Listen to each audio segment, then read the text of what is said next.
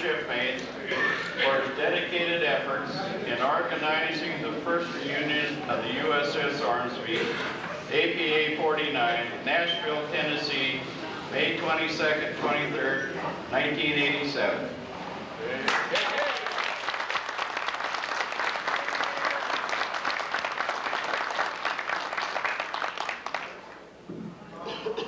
Unaccustomed as I am to speaking, I didn't even bring notes.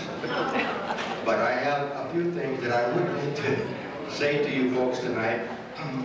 Number one, when we had the reunion 2 years ago, I felt that it was no more than proper to let everyone there say something. And the night got so long that I didn't get a chance to say much. But I think everybody enjoyed the little stories and the speeches that we had 2 years ago. I was going to just make a couple of corrections here too that has happened tonight. I think when our speaker from the budget committee said that all of you hearers, I don't think there's one in the house.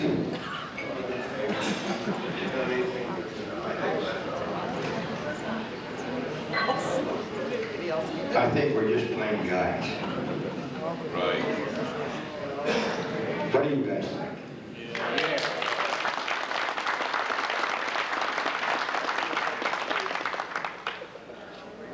And also, getting the reunion started, it didn't start 3 years ago, Jack. It started 5 years ago. It started a year before I started, and I worked on it, Joe Taylor and I and Joe Patton and Jackie Dale Lewis for 2 years before we had the first reunion. So, and this is recommended to us by the American Legion and VFW, and we sent our first notices in that let's get together. And they suggested that we take 2 years to do it. And we started with 4 names, and I had, the first response was 25 people to respond. I thought that was good. I think that maybe in that 25, there were 3 or 4 that were really outstanding, that really worked hard. John Snow, for one. God sakes, he just seemed to, he would get a name in his mind and he'd start looking for them, and he would never give up until he found it. Same way with Clayton Hoffman. He did the same thing. He made more phone calls. His bill must have been horrendous.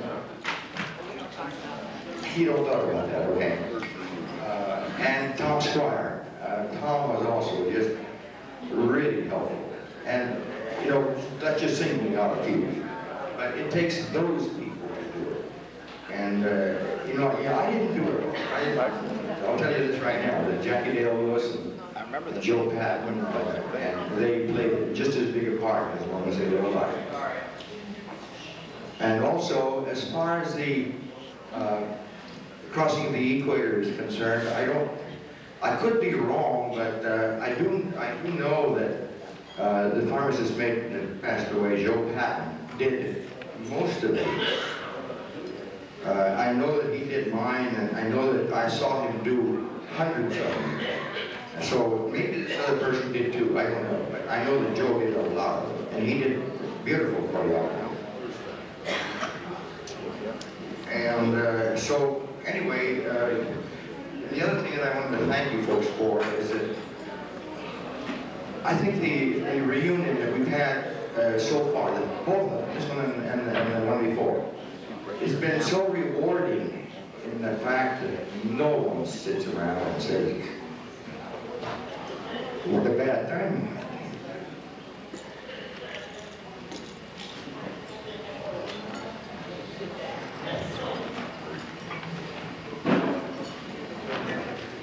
I'm kind of like Clay, I guess.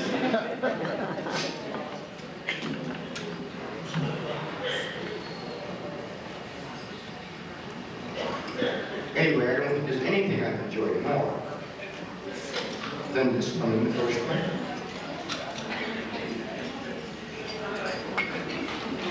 And all you wonderful guys.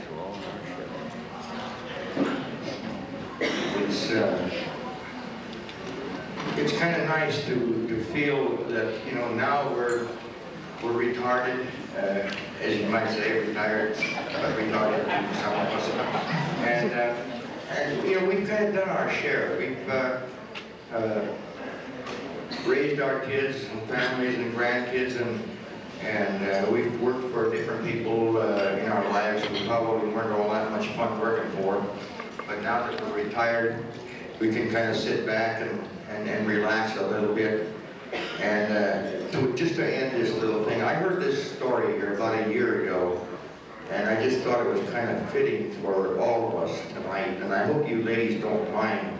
It's got one bad word in it, but if you don't mind, I'll say it anyway. And it goes something like this. Up the road, past the old country still, lies a tired old outhouse on top of the hill. With its moon window gone and devoid of its door, alone it stands on guard, not taking crap from anyone anymore.